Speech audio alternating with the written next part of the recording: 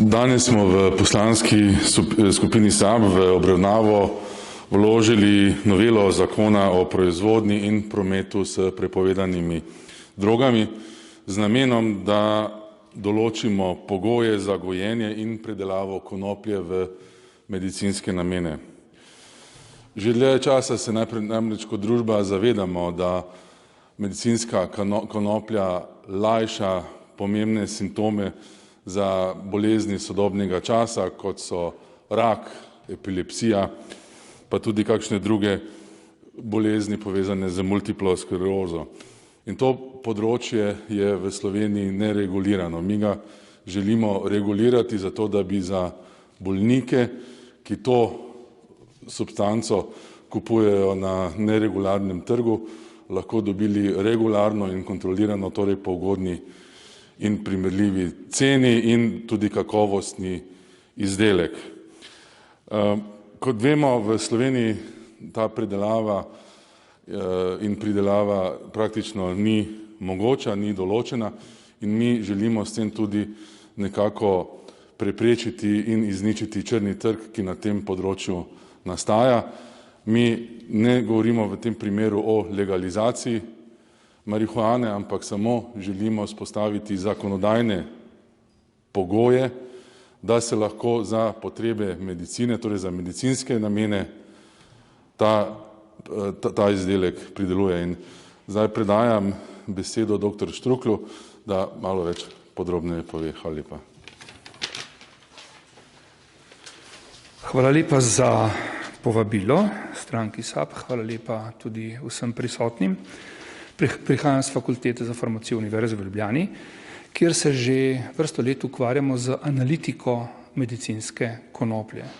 Ko govorimo o medicinski konoplji, govorimo o seveda cannabis sativa variacio indica, torej tisti konoplji, ki ima več kot 0,2% tetrahidrokanabinola v torej svoji sestavi same rastline. Torej, to je ločeno od industrijske konoplje. Regulativo industrijske konoplje smo v Sloveniji dobro uredili in se seveda predeluje na veliko hektarjih. Kar zadeva medicinske konoplje, pa je trenutno stanje v Sloveniji sledeče. Veliko bolnikov, torej tukaj poudarjam, gre za uporabo indijske konoplje v medicinske namene. Veliko bolnikov, predvsem iz skupine bolnikov raka, torej različnih rakov, teh imamo 12,000 po oceni, potem je tukaj manjša skupina bolnikov z multiplo sklerozo, potem so tukaj bolniki z Parkinsonovo boleznijo in pa predvsem epilepsijo.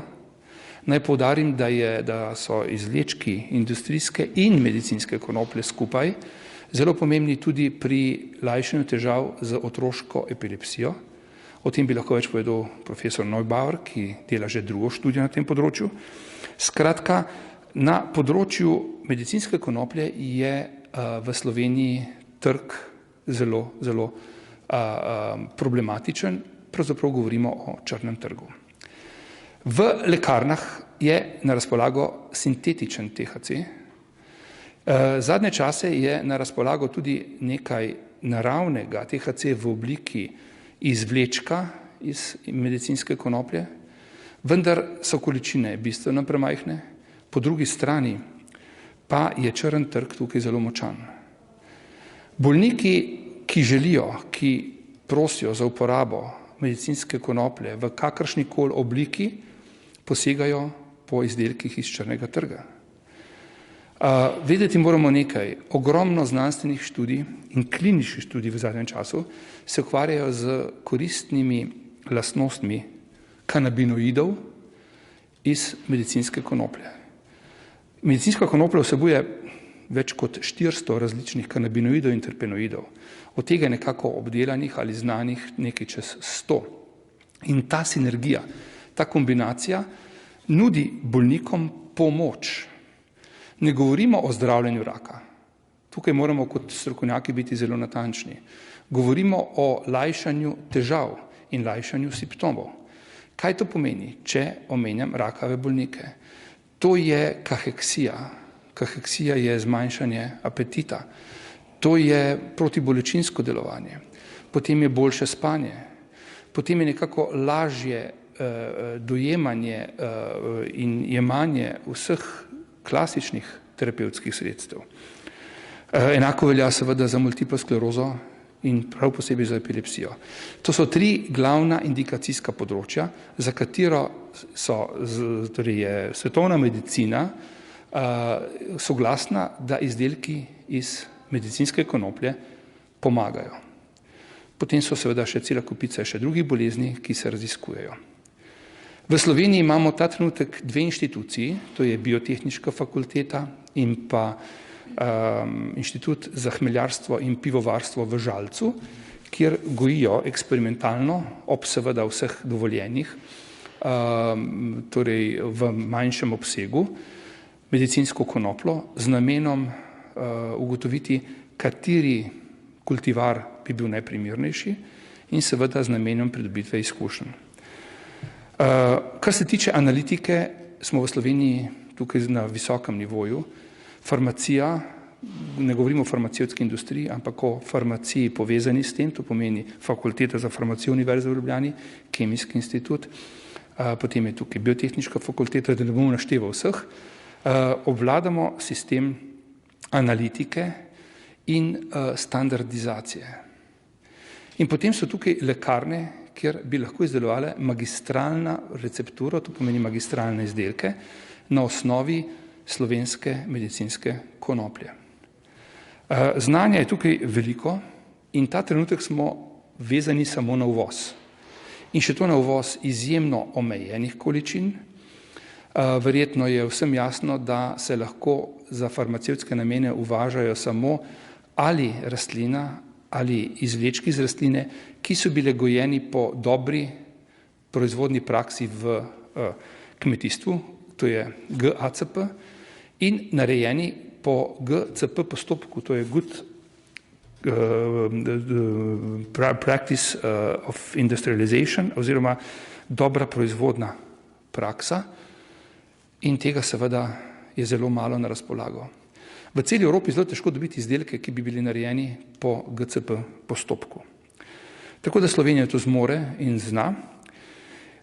In ne nazadnje, kar je zelo pomembno, kar je magister Rajh dobro povzel, je, da moramo narediti regulativo tako, da bo vzdržna. Govorimo o regulativi medicinske konoplje in ne o legalizaciji. Države, ki imajo nekaj podobnega, kot predlagamo, so Nemčija, Nizozemska, Avstrija. Primer recimo Nemčije in pa Avstrije, Avstrijska agencija za zdravila AGES podaja koncesijo. Koncesije pridobijo samo tista podjetja, ki ustrezajo pogojem za pridelavo rastlin, ki vsebujejo, za zdaj se temu reče, prepovedane droge, in ta pravilnik je izjemno strog. Po drugi strani pa lahko predelavo vršijo samo tista podjetja, ki imajo dovoljenja za izdelavo medicinskih izdelkov, torej zdravil, in tržijo lahko samo tista podjetja, ki imajo dovoljenje za trženje z prepovedanimi drogami. Kontrola je vedno dvojna in vse količine se v teh državah, o katerih sem omenil, torej zapisujejo in podajajo na Evropski center za trženje z prepovedanimi drogami na Dunaju. Tukaj je zelo pomemben prvi korak, ki bo narejen v Republiki Sloveniji, in sicer medicinsko konopljo smo uspeli pretransformirati s pravilnikom iz skupine 1, ki govori o prepovedanih drogah, ki se ne smejo uporabljati v medicinske namene, v medicinske droge, oziroma v prepovedane droge, ki pa se lahko uporabljajo v medicinske namene, kar je prvi korak.